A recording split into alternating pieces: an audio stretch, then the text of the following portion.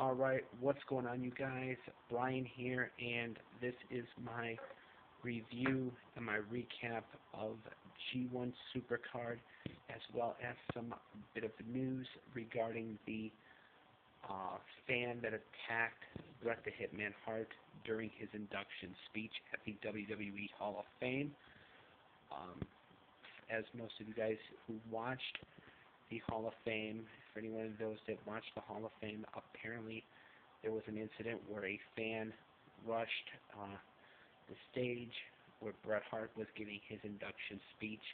Of course, Bret the Hitman Hart was being inducted as a member of the Hart Foundation alongside the late great Jim the Anvil Neidhart. Bret Hart was on stage with Neidhart's daughter Natalia, giving his speech when a fan rushed the stage and attacked Bret. Apparently, some of the wrestlers, some of the superstars, helped to take down this fan. He was then taken away and charged with 2 different counts of third-degree alleged assault, as well as disorderly conduct. In my opinion, no fan, I don't care who you are, I don't care who you are, you should not attack somebody when they're trying to give their induction speech. Nobody should do that. I mean, you have people there that are paying their respects, that are showing their respect and, wanting to listen to these induction speeches, and you have some people that will go to these things and, try to ruin it for everybody else. But some of the superstars, like I believe they said Shane McMahon, Dash Wilder, even Ronda Rousey's own husband got after this fan, and so that's pretty much a bit of news as far as that is concerned. Now going on to G1 Supercard, I just finished watching it. It just concluded. Many different title changes happened, so I'm going to get right into it. Let me get my notes before I forget. Sorry, guys. So when it first started, when it first came on, it was during the Honor Rumble match that featured 31 superstars in all, 31 wrestlers. It came down to Vinny Marseglia, TK O'Ryan, the legendary Jushin Thunder Liger, who came in at number 22, and the final participant who came in at number 30 was none other than former IWGP Heavyweight Champion and former NWA Champion, the great Muta, who was a surprise entry. Those four, Liger eliminated, I believe if I remember correctly, he eliminated Marseglia. O'Ryan got eliminated by Muta, and it came down to these 2 legends, but then out of nowhere, Kenny King, who they then later said was never eliminated, he was also in this battle, in this Honor Rumble. He eliminated both Muta and Liger and won, and thus has earned a future opportunity at the Ring of Honor World Championship coming up at a later date. So, and I'll get into the Ring of Honor World Title situation and World Title picture a little bit, just a little bit. So, moving on, I'm sorry if this video is a little dark. The first match, that was actually the pre-show. That Honor Rumble was on the pre-show, I believe. The first match was the title for title, the Never Openweight Championship and the Ring of Honor World Television Championship on the line. Winner take all. It was the Never Openweight Champion Will Ospreay, the Aerial Assassin, taking on the Ring of Honor World Television Champion Jeff Cobb. This one was an absolute solid match. From top to bottom, this entire show was really solid. Like, I was not expecting this show. I was expecting the show to be good. I did not think it was going to be as good as it was. Um, but Will Ospreay, the aerial assassin, took on Jeff Cobb in what was a solid matchup between these two. It was the speed of Ospreay versus the power, the strength of Jeff Cobb, and this one did not disappoint.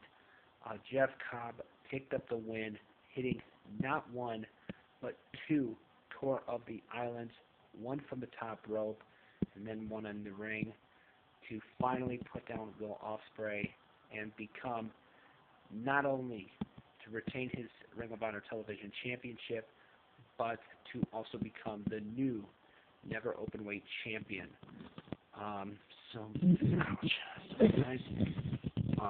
Moving on in the show, we had Dalton Castle taking on Roosh.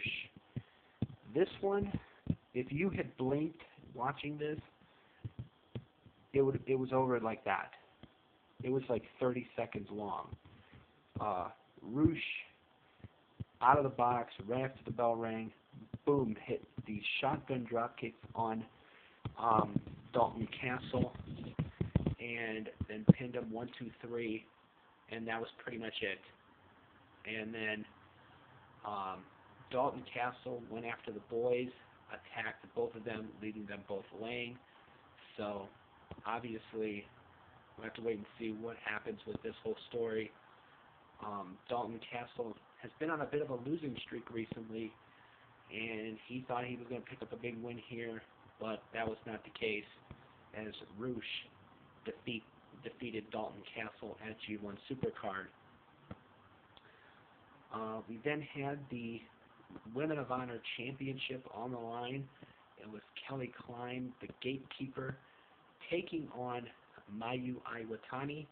Iwatani was the defending champion. This one was really good.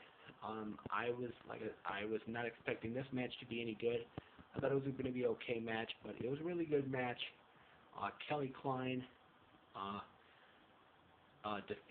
defeated Mayu Iwatani to regain her Women of Honor Championship. Afterwards, we would see an appearance by Angelina Love and Velvet Sky, who came out. They got in the ring. They confronted Kelly Klein. Mandy Leone came out, and she stood side by side with Kelly Klein, having people thinking that she was there to help her, but she would wind up attacking Kelly Klein from behind, and then Angelina Love and Velvet Sky would then draw a red A, or a red circle and an A in it on Kelly Klein's forehead. Then Stella Gray and Jenny Rose, they would come out and try to help, but they would get taken out as well. So a new 3-woman faction in Ring of Honor with Angelina Love, Velvet Sky, and Mandy Leone, now calling themselves the Allure, is what the name on the screen had when they showed it. We had Team Bully Ray versus Team Flip Gordon in a New York City Street Fight 6-man tag team match. This was originally supposed to be Bully Ray versus Juice Robinson, but Juice Robinson had been attacked backstage in the locker room area, so there was a question of whether or not he was going to be able to compete. They then said that he was not cleared to compete, but Bully Ray came out when Mega Ran, who was singing the theme song for G1 Supercard, would come out, knocking him out of the ring, and then Flip Gordon would come out to answer the open challenge from Bully Ray. Then Silas Young and Shane Taylor, they would get involved, helping Bully. Then Juice Robinson and Mark Haskins of Lifeblood, they would come out, and this would turn into a 6-man tag team street fight that basically was what you would expect a street fight to be. Weapons being involved, tables, there was a wooden pallet, a bunch of other stuff. To make a long story short, Team Flip Gordon won the match and by defeating Bully Ray, and that was pretty much it for that. We had a very exciting triple threat match for the IWGP Junior Heavyweight Championship. It was Taiichi Ishimori defending against Dragon Lee and Bandito. This was a really exciting triple threat match. I thought it was really exciting. I really enjoyed this match. A lot of high-flying moves, a lot of fast-paced action, and we saw the crowning of a new IWGP Junior Heavyweight Champion as Dragon Lee would pick up the victory in this matchup, defeating Bandito to score the win and become the new champion. We had the 4-team match for both the Ring of Honor and IWGP Tag Team Championships. It was Sonata and Evil, representing Los Ingonobles de Japón, taking on the Briscoes, the Guerrillas of Destiny, the current IWGP Tag Champs, and PCO and Brody King of Villain Enterprises, the Ring of Honor World Tag Team Champions. This was a solid match, in my opinion. I didn't think anything bad of this matchup. The Guerrillas of Destiny, Tama Tonga, and Tongaloa, they would pick up the win and become not only retain their IWGP tag titles, but also become the new Ring of Honor World Tag Team Champions. However, after the match, there was a little incident. Apparently, Enzo and Cass, formerly of WWE, but now are no longer with WWE. They're no longer with WWE, so they decided to jump the barricade and go after some of the wrestlers, and that was pretty much it. The camera broke away to something else, and they didn't show it, but there's pictures online of them ringside and stuff like that. So who knows what's going to happen next with that. To wrap up this video real fast, we had for the British Heavyweight title, Zack Sabre Jr. retaining over Hiroshi Tanahashi. Zack Sabre Jr. won this match via submission with the Long Way From Home, which in a very hard-fought matchup. We had one of a match that I can't even put into words how awesome it was. It was Kota Ibushi defeating Tetsuya Naito to become the new IWGP Intercontinental Champion. Like I said, this was an awesome match that I can't even put into words how awesome this matchup was. You guys would have to check it out for anyone that did not watch this show tonight. We had Matt Taven become the new Ring of Honor World Champion in the Triple Threat Ladder match, defeating Marty Scurll and the former champion now, Jay Lethal. I thought this matchup was really good as well. All three guys really delivered. Taven, whether you like him or not, I think he's a good wrestler, and it is what it is, and he is the new Ring of Honor World Champion. And we have a new IWGP Heavyweight Champion in Kazuchika Okada, who defeated Jay White to win that championship belt back for the 5th time after hitting so many rainmakers near the end of the match and finally putting down Jay White, who gave it his all to try to retain the title, but it was not enough. Okada, your new IWGP Heavyweight Champion.